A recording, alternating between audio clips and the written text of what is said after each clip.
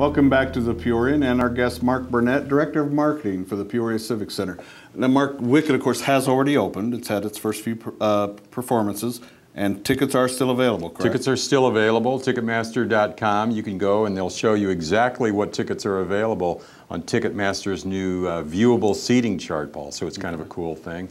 And this is, I might just remind everyone, this is the full equity big Wicked tour. It's not toned down or stripped down by any means. So but if you get a chance to see it, it's going to be a very special event here for the next couple of weeks here in Peoria. Great. What other Broadway shows are we going to see this season? The rest of the season is we have Young Frankenstein coming for 2 shows on November 12th. And then we come back after the holidays with kind of a show that I wasn't familiar with, but everyone else apparently is. So I talked to my staff and we booked it, called Rock of Ages. Takes all the 80s music and puts it into a musical format, kind of a feel-good thing, kind of like Mamma Mia, except it's all the 80s music. So that's going to be a big hit. Then we come back in February, has South Pacific. We have 2 nights of that classic. And then we wrap it up with Shrek the Musical. That'll be playing in April for a couple of nights. And the extra is the Rat Pack is back with Frank Dino and Sammy Davis, kind of the look-alike tribute show that's been selling very well, and that's on May 2nd. What's the difference in that we've got Wicked for 24 performances, then you get South Pacific, a very well-known classic, for 2 nights? Right. Well, you know, the economy had us thinking that we were really going to kind of batten down the hatches and wait for next year, and that was before Wicked came knocking.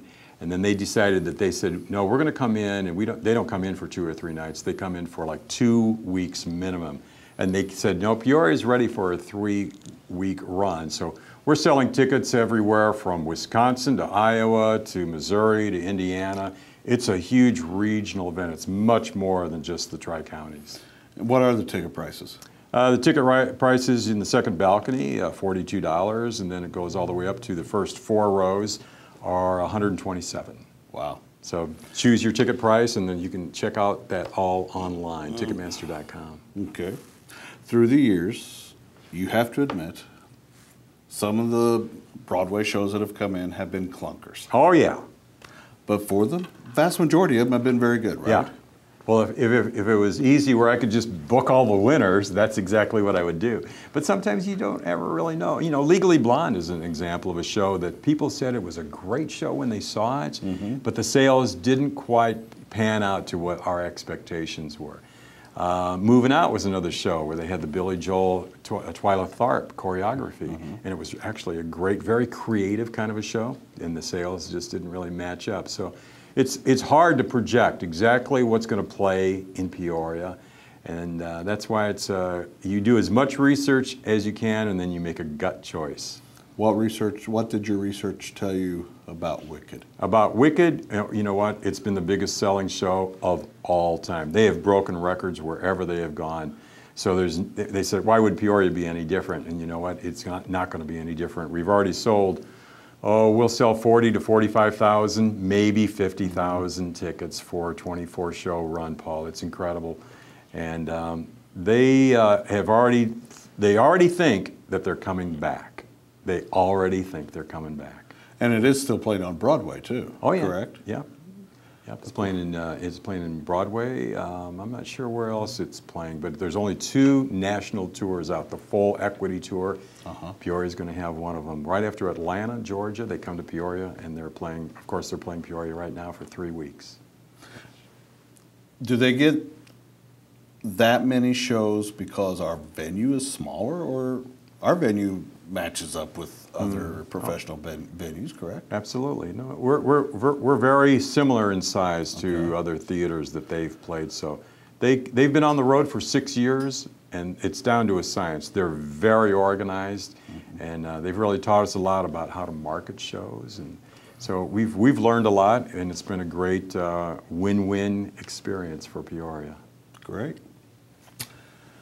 We're going to take a break now for messages from our sponsors, but first, here is the Peorian's own Kevin Kizer to talk about what's going on in the literary and culinary world. Hi, I'm Kevin Kizer, the literary and culinary guy here at the Peorian, and this week we're going hardcore lit with a brand new segment called Kevin Reads Stuff So You Don't Have to. Now, when it comes to things of a literary nature, I know what you're saying. Kevin, I don't have time to read, and if I did have time to read, I probably wouldn't anyway, but I would like to act like I'm well-read. Well, guess what? You're in luck, because in Kevin Reads Stuff So You Don't Have to, I read books most normal adult humans would never touch, but might learn something interesting from. The first book is called The Landmark Herodotus, The Histories, which is a history of the Persian War with the Greeks written in the 4th century BC. Certainly a long and detailed tome indeed that no one in their right mind would sit down and read, but I did, and I found all kinds of strange tidbits you can amaze and astound your pets with. For instance, you know the movie 300? Well, the real story of the 300 is in here, how they stood up to Xerxes with his multinational force and how Xerxes and his multinational force pretty much slaughtered them, like really slaughtered them bad. And now that I think about it, there's a lot of slaughtering that went on back then.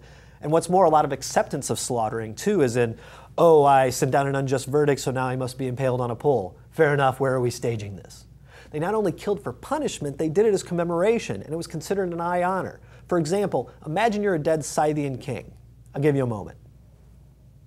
Okay, on the first anniversary of your death, your fellow Scythians would take the 50 best horsemen and horses and strangle them. Yes, they strangled horses. They then mounted the horses on wheels along with the dead horsemen on their backs and made them to, exact words, ride away. Nowadays, a card in the mail would be over the top socially. Now, back to the movie 300. Now, I haven't seen the film because I tend to avoid movies that feature hardcore man-on-man killing, but that bit where they push the messenger down a pit, totally true, but less glamorous. They really threw the messengers down empty wells and left them there to die. Again, not the most congenial of cultures, and talk about shooting the messenger. Okay, so that's a little bit about The Landmark Herodotus, The Histories, a book I've read so you don't have to. You're welcome. Now your segment is ended. A commercial will follow.